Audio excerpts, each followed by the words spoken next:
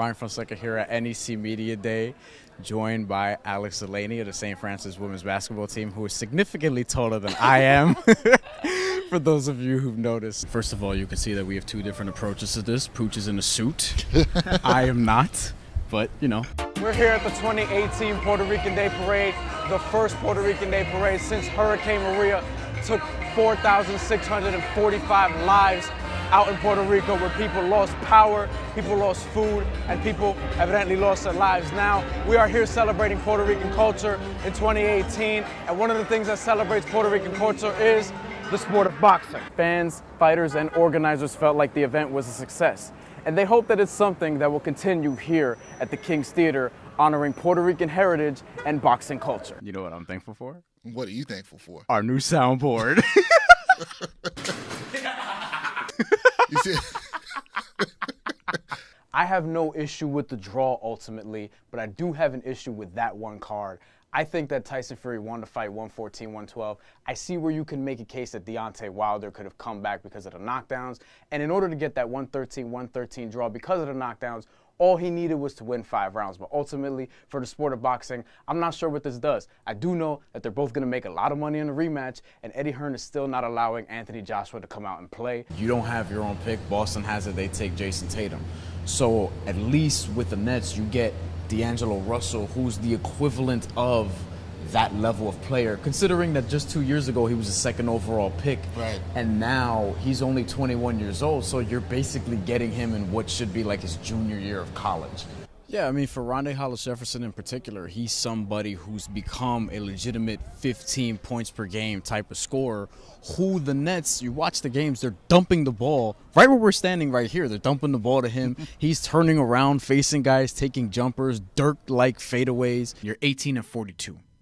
You sitting him out the rest of the way, even though he's fully healthy, good to go, whatever? Or do you want to see what he has, or how do you sort of manage that situation? I would wait. You're 18 and 42, and the only team with a worse record in the East is the team that I think is going to be historically bad this year, the Atlanta Hawks. They're terrible. She retired Ronda Rousey. She beat Miesha Tate, essentially retired her as well. She's beaten other tough girls like Raquel Pennington, Valentina Shevchenko twice, and beating Chris Cyborg, I feel like puts her over the top. Amanda Nunes, the best female mixed martial artist ever.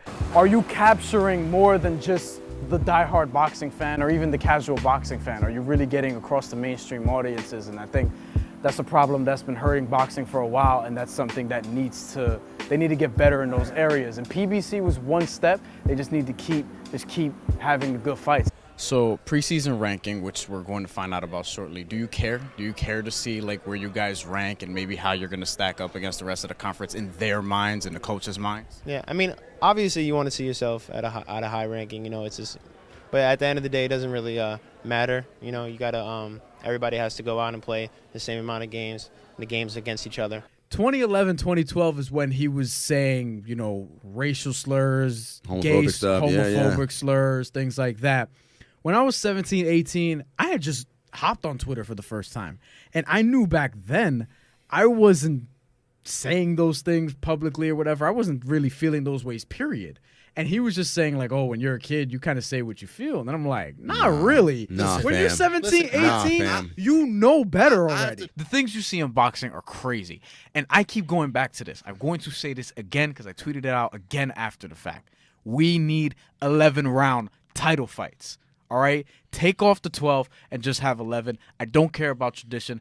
Spencer Dinwiddie steps up, and he stepped up even more than I thought he would this season. But that's not to say I didn't think he was capable of that.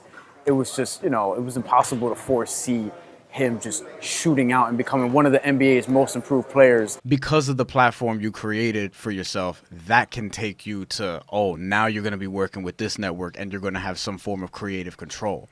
Or you're going to be a talent at this place. You know, you're creating avenues in that way.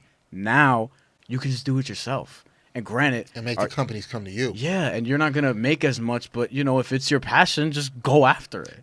It's not necessarily about whether you have only 100 or 200 people watching, listening to you. Who are those people? Because that matters too. You might get somebody, you know, from somewhere who sees the talent and they're like, hey, we want you to do some stuff for us, whatever the case may be.